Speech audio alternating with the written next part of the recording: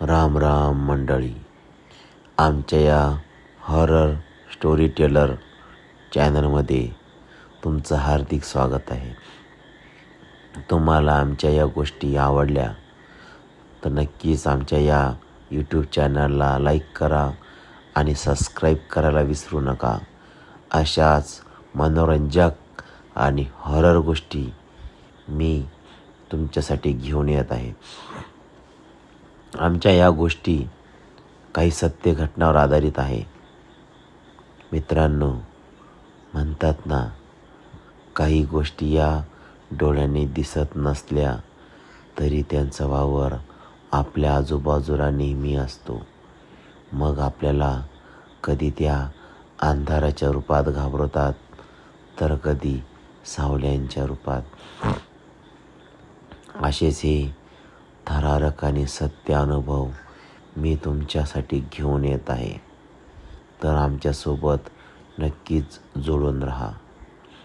आजच्या या आपल्या सत्य अनुभवाचं नाव आहे एस.टी. मधलं भूत. मित्रांनो, काही गोष्टी ह्या अविश्वसनीय असतात. काही प्रसंग जीवनामध्ये जगताना असे घडतात की आपल्याला त्या गोष्टींवर विश्वास बसत नाही. पण ज्या व्यक्तींबरोबर हे प्रसंग घडत असतात त्या व्यक्तींच्या तोंडातून आपण जेव्हा या गोष्टी ऐकतो तेव्हा नक्कीच एक रोमांच उभा राहतो. आजची ही गोष्ट आहे आमचे मामा भास्कर मामा यांची. मगाशी मी तुम्हाला एक अनुभव अगोदर सांगितला आहे. आमचे मामा कंडक्टर असल्याने त्यांना एस.टीचा दूरपर्यंत प्रवास करावा लागत होता. आता हे जे अनुभव आहे हे खूप जुने आहेत. त्या काळामध्ये गावाच्या बसस्टँडला एस.टीला थांबायला जागा नव्हती आणि या गावाच्या बाहेर बऱ्याचशा ठिकाणी एस.ट्या थांबायच्या. असंच एक दिवस असं घडलं की मामाला एस.टीचा प्रवास करत करत एका गावाला मुक्कामी राहण्याची वेळ आली. गाव अतिशय दुर्गम डोंगरात वसलेलं. गावाच्या बाहेर एस.टीला लावायला जागा होती.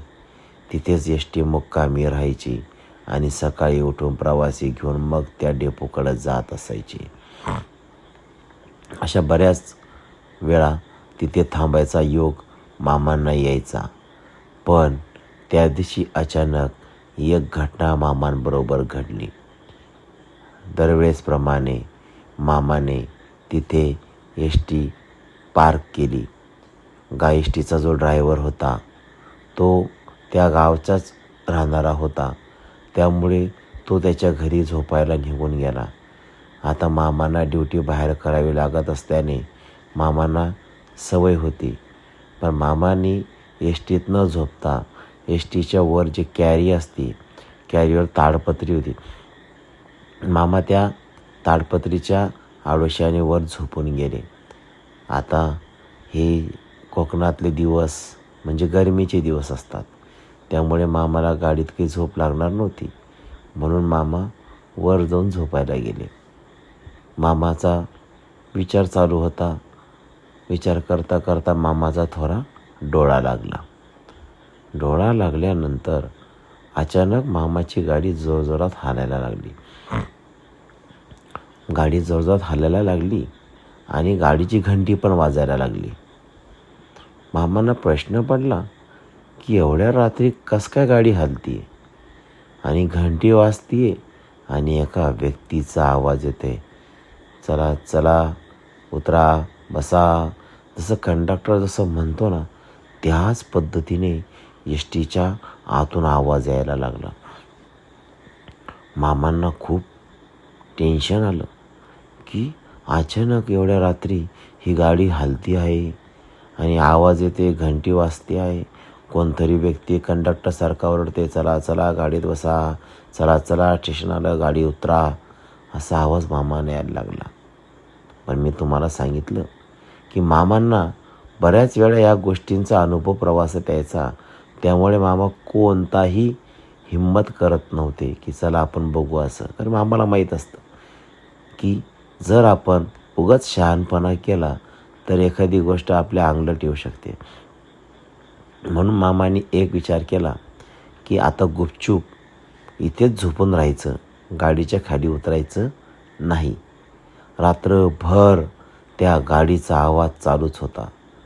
रात्रभर तो व्यक्ती ओरडत होता आणि घंटी वाजवत होता. मामा तसेच निश्चित वर झोपून राहिले. हो नाही चू नाही. मामाला भीती तर खूप वाटत होती, पण मामाने मनाशी दृढ निश्चय केला आणि ते झोपून राहिले. पहाट झाली मित्रांनो. सकाळी उठल्यावर मामाने रात्रीचा घडलेला प्रसंग त्या आलेल्या ड्रायव्हरला सांगितला. तेव्हा ड्रायव्हरला आश्चर्याचा धक्का बसला. तेव्हा ड्रायव्हरनी एक हकीकत त्यांना सांगितली की या गावामध्ये एक कंडक्टर राहत होता आणि तो खूप इमाने इतबारे त्याचं काम करायचा. एकदा अचानक इथे एस टी आली आणि तो ड्युटीवर होता आणि ड्युटीवर असतानाच त्याला अटॅक आला आणि एस टीमध्येच त्याचा जीव गेला. तेव्हापासून कधीकधी एखाद्या वेळेस अचानक तुम्हाला जसा प्रसंग घडला तसा प्रसंग बऱ्याच जणांना आजपर्यंत घडलेला आहे. त्यांची जी आत्मा आहे ती एस टीमध्ये अडकली आहे आणि ते ड्युटीशी इतके प्रामाणिक होते की आजही त्यांची ती आत्मा ड्युटीज करते.